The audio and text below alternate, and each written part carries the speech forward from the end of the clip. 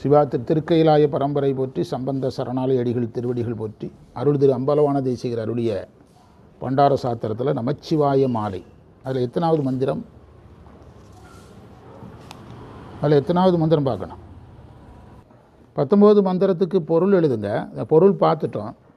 ஆசைக்குரிய கயல் போலும் கண்களை உடையவர்களிடத்தில் ஆவியும் மனமும் கொடுத்து வீண் ஆரவாரத்திற்கு யார் இருக்காங்களோ அது இறைவனுக்கு பிடிக்காதுன்னு அர்த்தம். புறம்பானவனேன்னு இருக்கும். அந்த செயலில் ஈடுபடுறவனும் அவருக்கு பிடிக்காது, இறைவனும் அந்த நிலையில் இல்லை. திருவாடுதுறையில் விளங்கும் நமச்சிவாய ஆச்சாரியனே, குற்றத்திற்கு அயலாக மதிக்கப்படுபவன். இறைவனுக்கு என்ன பிடிக்காது? குற்றம் பிடிக்காது. நீ தீய மலத்தின் மயக்கத்திற்கு அயலாக விளங்கும் மெய்ஞானிகளை அடியேன் சேர்வது என்னாலோன்னு கேட்குறார். ஒவ்வொன்றா பார்க்கலாம். அதாவது இல்லறம் என்ற பெயரில் நிலையற்ற இன்பத்தில் அழுந்தும் போது உடல் பொருள் ஆவியை அவன் இல்லறத்துக்கு கொடுத்துட்றான்.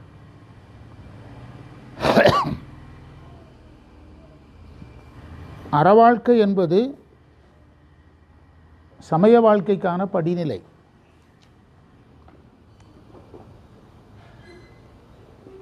அறவாழ்க்கைக்காக உழைக்கலாம், பொருளீட்டு கொடுக்கலாம், அன்பாக இருக்கலாம். அதுக்காக உடல் பொருள் ஆவியுமா கொடுப்பாங்க? எனக்கு எல்லாமே குடும்பம்னு சொன்னாப்பா அதுக்கு மேலே சாமி இருக்கிறதுல என்ன அர்த்தம் இருக்குது? அதுதான் அவர் கண்டிக்கிறார். இந்த மாதிரி யார் இருந்தாலும் அது யாருக்கு பிடிக்காது? புறம்பானவன்னா சாமிக்கு பிடிக்காதுன்னு அர்த்தம்.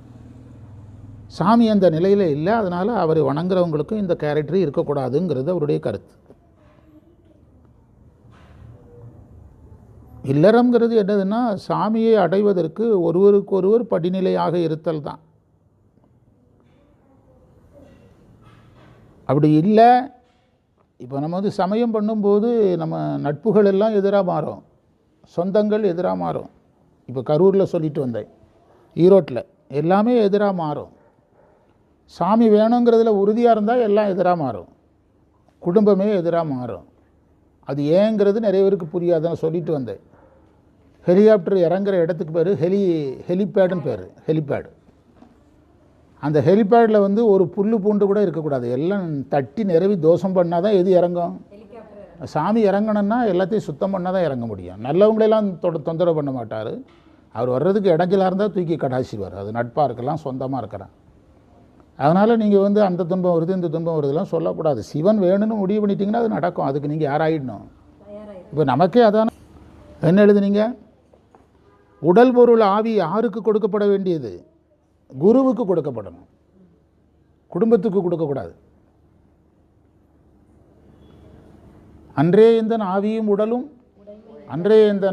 உடலும் உடைமை எல்லாமும் குன்றே அணையா என்னை ஆட்கொண்ட போதே கொண்டிலையோ என்றோர் இடையூர் எனக்கொண்டோ எந்தோள் முக்க நிம்மானே நன்றே செய்வாய் பிழை செய்வாய் நானோ இதற்கு நாயகமேனு மாணிக்க வாசகர் சொல்கிற இடம்.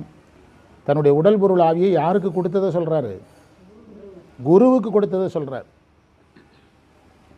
உடம்புக்கு குடும்பத்துக்கு உழைக்கலாம், காசு கொடுக்கலாம், வேலை செய்யலாம். குருவுக்கு கொடுக்க வேண்டியது எங்கே கொடுக்கக்கூடாது? குடும்பத்துக்கு கொடுக்கக்கூடாது. குருவுக்கு கொடுக்க வேண்டியது குருவிட்ட தான். குருங்கிறது இறைவன். உடல் பொருள் ஆவியை இறைவன்கிட்ட கொடுக்கலாம்.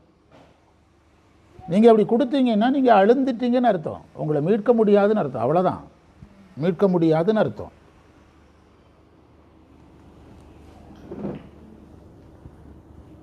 அடுத்து சொல்கிறாரு, திருவாவடுதுறையில் விளங்கும் நமச்சிவாய ஆச்சாரியன் அவர் குற்றத்திலிருந்து விலகி இருப்பவர். அப்படின்னா இறைவனுக்கு குற்றம் பிடிக்காதுன்னு அர்த்தம். அதைத்தான் நம்ம நியமம்னு வகுத்தோம். சமய ஒழுக்கம், அறநூல் ஒழுக்கம் இறைவனுக்கு பிடிக்கும், மற்றது இறைவனுக்கு பிடிக்காது. செயல் சிறந்ததாக இருந்தாலும் நோக்கம் மோசமாக இருந்தால் சாமிக்கு பிடிக்காது.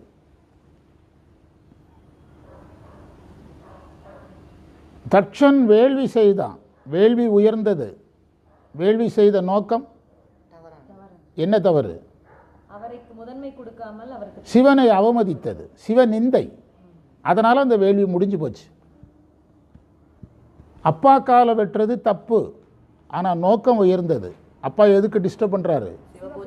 அப்போ அப்பா காலை வெட்டலாம். இதுதான் சிவதர்மம். இதுதான் சிவதர்மம். அதுக்காக யாரும் அப்பா காலை போய் வெட்டிடாதீங்க. நீங்கள் செஞ்சாலும் உங்களையெல்லாம் நம்பி ஒன்றும் செய்ய முடியாது. உங்களை நம்பி ஒரு கரப்பாம்பு வச்சு கூட வளர்க்க முடியாது. அதுதான் குற்றம் இறைவனால் அயலாக பார்க்கப்படுகிறது. சுந்தரமூர்த்தி நாயனார் தன்னுடைய நண்பராக இருந்தும் கூட அந்த கண்ணு விஷயத்தில் எப்படி பண்ணுறாரு, அந்த சத்தியம் பண்ண இடத்துல மகிழ மரத்தில் சத்தியம் வாங்கிட்டேங்கிற ஒரே காரணத்துக்காக கண்ணை பிடுங்குறாருல, கண் பார்வை இல்லாமல் பண்ணுறாருல. அந்த இடத்துல இறைவனுக்கு 2 பேரும் சேர்ந்து, இறைவனும் சுந்தரனும் சேர்ந்து நமக்கு ஒரு செய்தியை சொல்கிறாங்க. இறைவன்கிட்ட சொன்னால் சொன்ன மாதிரி நடந்துக்கன்னு அர்த்தம். இறைவன்கிட்ட சொன்னதுக்கு மீறி என்ன செய்யாத, நடக்காத என்பது அவர்கள் சொன்ன செய்தி. அங்கே என்ன சொல்கிறாரு, நான் எந்த ஊரை விட்டு வெளியே போக மாட்டேன், திருவொற்றியூரை விட்டு வெளியே போக மாட்டேன்னு போகிறார்ல. அப்போ சாமி வந்து அதை கண் பார்வையில் பண்ணுறார். இப்போ சுந்தரருக்கு இந்த நிலைமைன்னா அப்பர் சுவாமிகள் சைவத்தில் இருக்கணும். வேணா எங்கே போயிட்டாரு, என்ன வந்தது, என்ன வலி வந்தது, வைத்த வலி வந்தது. நாயன்மார்கள் ஏன் இப்படி உள்ளாக்கப்படுகிறாருன்னா, நாயன்மார்கள் ஒரு தப்பும் பண்ணல. நாயன்மார்களை வச்சு நமக்கு உணர்த்துறாரு. நீங்கள் சரி ஓகே, போட்டி சாவி வீட்டில் கொடுத்துடட்டுமா? கொடுத்துட்றேன். சரிங்க. சரி ஓகே. இது நீங்கள் கொடுத்துட்டு போயிருங்க, பூட்டை அமுக்குனாலே போதும். நீங்கள் சாவி நீங்கள் கொடுக்கணும்னு விரும்புவாங்க, நீங்களே கொடுத்துருங்க. பூட்டு வந்து ப்ரெஷர் பூட்டு தான், நாங்கள் பூட்டிவிடுவோம். சரியா? ஏன்னா சாவிங்கிறது உங்களை நம்பி தந்தது, அதை அப்படியே கொடுத்துறோம். சரி. சரி. அப்போ போயிட்டு வாங்க சார். இப்போ நாயன்மார்களுக்கு இந்த வினையை இறைவன் காட்டினது அவங்க வினை செஞ்சாங்கன்னு அர்த்தம் இல்லை, நமக்காக அவங்க செய்து காட்டினாங்க. ஃபயர் சர்வீஸ்காரங்க ஃபயர் ஆகிட்டுனா என்ன பண்ணணும்னு செஞ்சு காட்டுவாங்க. அங்கே ஃபயர் பிடிச்சிட்டுன்னு அர்த்தம் கிடையாது, அது ஒரு பாவனையாக செய்வாங்க. பார்த்துருக்கீங்களா டிவியில்? என்னது பார்த்தீங்க? டெமோ பண்ணுவாங்க. அதேமாதிரி இது டெமோ தான். உனக்கு இப்படி நடக்கும், கவனமாக இருங்கிறது. அவங்களுக்கு இதெல்லாம் வரும்னு அர்த்தம் கிடையாது. அப்பர் சுவாமிகள் அவர் வந்து இந்த துன்பங்களால் பாதிக்கப்பட்டிருந்தால் எப்படி சொற்றுணை வேதியின் பாட முடியும், எப்படி மாசில் வினை பாட முடியும்? நம்மளால் அவர் எழுதின பாட்டை கூட பாட முடியும். வைத்த வழியில் நீ சொற்றுணை வேதியன் பாடிடுவியா? வைத்த வழியில் அவர் எழுதின கூற்றாயின வார கூட நம்மளால் பாட முடியாது. இவர் வைத்த வழியில் ஒரு பாட்டே எழுதுகிறாரு. அது ஒரு பாட்டு இல்லை, 10 பாட்டை எழுதுகிறார். சுண்ணாம்பு காலவாயில் 10 பாட்டை எழுதுகிறாரு. கடலுக்குள்ளே 10 பாட்டை எழுதுகிறாருன்னா அவர்கள் இந்த வினைகளால் என்ன செய்வதில்லை, பாதிக்கப்படுவதில்லை. சரியா? அதனால் வாங்க. சரிண்ணா. ஒரு லைட் போடணுமா? அது மட்டும் எரியணும். சரி சரி. ஆனால் ஒரு செய்தி இந்த அப்போது அந்த நாயன்மார்கள் வந்து அவர்கள் செய்த வினை வந்து வினையினால் நடந்து நம்ம திருவிளையாடல். அதெல்லாம் அந்த திருவிளையாடத்தில் யாரும் சேர்க்கப்படுறா? அவருடைய நாடகத்தை ஒத்தையில் நடிக்க முடியாங்களாங்க? எத்தனை ஆக்ட் தான் போடுவார் அவர்? சுந்தரர் ஆக்டும் அவரே போடுவாரா? அதுக்காக இவர் வந்து பக்குவப்பட்டவங்களும் கூட சேர்த்துக்கிட்டார் அந்த நாடகத்தில். அதுதான் உங்களுக்கு ஒரு உதாரணம் சொன்னேன். ஃபயர் பிடிக்கலனாலும் ஃபயர் பிடிச்ச மாதிரி ஒரு டெமோ பண்ணுற மாதிரி, ஃபயர் பிடிச்சா இப்படி பண்ணணும். பள்ளிக்கூடத்தில் லாங் ஜம்ப் ஹை ஜம்ப் பண்ணுவாங்க. நான் அதிலலாம் வீரராக இருந்தேன். லாங் ஜம்ப் ஹை ஜம்பில் இல்லை, வாலிபால் வீரர், ஃபுட்பால் வீரர். வாலிபால் விளையாடிருக்கேன், ஃபுட்பால், கபடி பிளேயர், இந்த மாதிரி விளையாட்டுருக்கோம். லாங் ஜம்ப் ஹை ஜம்ப் நான் படித்தது ஸ்போர்ட்ஸ் ஸ்கூல், கம்பல்சரி பண்ணி ஆகணும். வருஷத்தில் 2 தடவை அதை எடுப்பாங்க, அதை வச்சு ஒரு மார்க் போடுவாங்க. அப்போ அந்த உடற்கல்வி ஆசிரியர் வந்து லாங் ஜம்ப் பண்ணி காட்டுவார் நமக்கு. ஒரு தடவை சரியாக பண்ணுவார், இன்னொரு தடவை தப்பாக பண்ணுவார். தப்பாக பண்ணுறது எதுக்குன்னா இதை மாதிரி செய்யக்கூடாதுங்கிறதுக்காக, இப்படி பண்ணிடக்கூடாதுங்கிறதுக்கு தப்பாக செஞ்சு காட்டுவார். அதுக்காக அந்த தப்பை நம்ம செய்யணும்னு அர்த்தம் இல்லை, இந்த தப்பை நம்ம என்ன செய்யக்கூடாது, செய்யக்கூடாதுன்னு அர்த்தம். விதி மீறலையும் அவர் என்ன செய்து காட்டுவார். இந்த மாதிரி இப்போ உதாரணமாக நீங்கள் லாங் ஜம்ப்னு வச்சுடுங்களேன், நீங்கள் தாண்டிட்டீங்க, உங்கள் கையை கொண்டு முன்னால் ஊனிங்கன்னா அளவு எங்கேருந்தா எடுப்பான்? ஆமாம், நீங்கள் வந்து தப்பாக ஊனிட்டீங்கன்னா அதுலேருந்து அளவு எடுப்பான். அப்போ அவர் செய்து காட்டு, இப்படி கையை ஊனிட்டேன்னா உனக்கு லாஸ் வரும், அது வந்து என்ன செஞ்சிடக்கூடாது. இப்போ கபடின்னா சென்டரில் ஒரு கோடு இருக்கும், அந்த கோடு ரொம்ப முக்கியம்.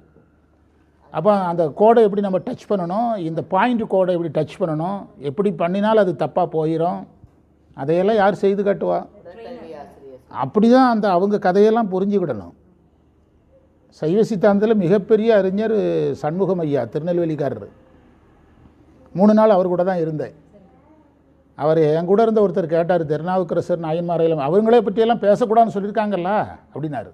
அவங்களையெல்லாம் குறை சொல்லி பேசக்கூடாது, அவங்களுக்கு எப்படி அது நடந்தது இப்படி நடந்தது இந்த கதையெல்லாம் பேசக்கூடாது, அவங்களுக்கு எந்த குறையுமே கிடையாது. இறைவனுடைய இந்த நாடகத்தில் இறைவன் எத்தனை தான் ஆக்ட் போடுவார், அதுக்காக இவர் இவங்களெல்லாம் கூப்பிட்டு செஞ்சு காட்டுறாரு. ஆனால் ஒன்று அது மூலமாக நமக்கு என்ன தெரியுதுன்னா, சத்தியம் பண்ணால் சத்தியம் பண்ண மாதிரி நடந்துக்கிடணும். திருநாவுக்கரசர் இந்த யார் சுந்தரர், அதாவது சிவபெருமானுடைய நெறியிலிருந்து இன்னொரு நெறிக்கு போகக்கூடாது, போனால் இதையெல்லாம் சந்திக்கணும் அப்பர், இப்படி அவர் என்ன செய்கிறாரு, செய்து காட்டுறார். இப்படி அவர் செய்து காட்டுறார். அதே மாதிரி திருநீலகண்ட குயவனார் ஒவ்வொருத்தராக போனால் இந்த கதை புரியாது, அதுதான் இதில் பதிவு பண்ணார். அடுத்து கேட்குறாரு, மெய்ஞானிகளை அடியேன் சேர்வது என்று, நான் என்னைக்கு மெய்ஞானிகள் கூட சேரப்போறேன்னு கேட்குறார்.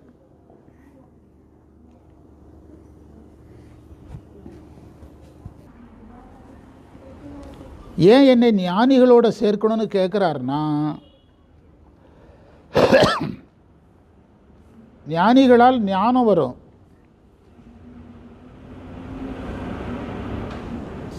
அப்போ குற்றங்கள் இல்லை. ஞானம் வரும்போது என்ன இல்லை, குற்றம் இல்லாமல் போயிடும்.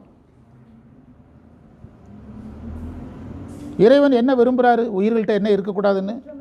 அப்போ அந்த இறைவனுக்கு பிடித்த ஆன்மாவாக உயிர் மாறும். ரொம்ப சிம்பிளாக சொன்னால், குடும்பத்தில் அழுந்துறது போய் குடும்பம் என்பது கடமையாகும். இப்போ நாங்கள்லாம் அந்த வேலை செய்கிறதுனால குடும்பத்தை விட்டு ஓடிட்டோமா? குடும்பத்துக்குரிய கடமைகளை செஞ்சுட்டு தான் இருக்கிறோம்.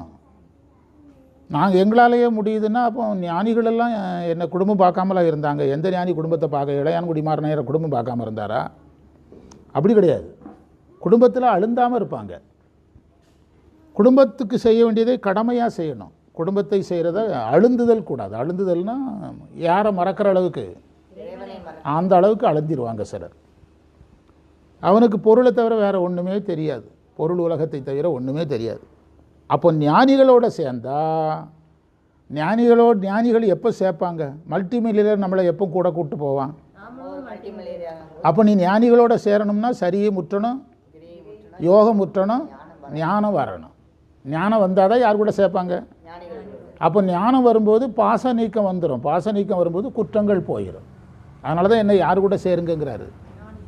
அவர் ஜீவன் முக்தர், அவருக்காக கேட்கல. யாருக்காக பேசுகிறாரு? நமக்காக பேசுகிறார். நாமெல்லாம் நல்லா இருக்கிறதுக்காக. அது போன்ற விண்ணப்பத்தை யார் வைக்கிறா? அருள் திரு அம்பலவான தேசிகர் வைக்கிறார்.